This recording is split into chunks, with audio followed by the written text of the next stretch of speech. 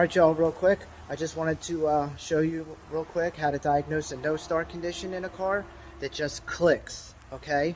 Now, if you have 12 volts and you have battery power, okay, then most likely it's going to be the starter. The way to check that is you check things here at your battery, make sure they're tight, okay? You make sure you have 12 volts here at the battery, okay?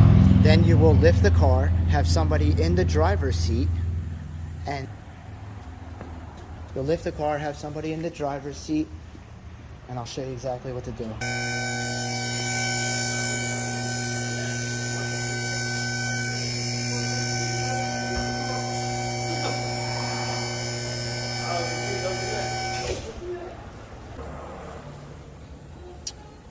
And see that little bolt right there? You put your test light on that and test for 12 volts as you start it. And that's it.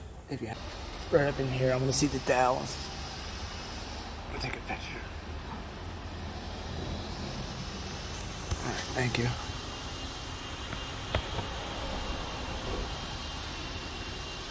So right there is where the starter motor goes.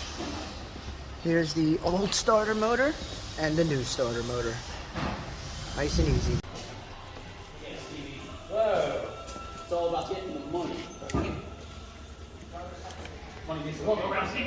So right there is where we're going to put the starter motor, right through those two dowels, and it sits right there and spins that flywheel right there.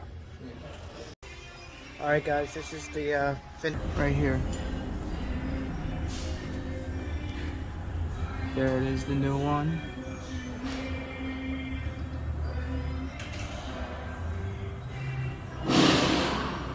There you guys see how we hooked up the connections there. The bolt was a little rusty getting that off.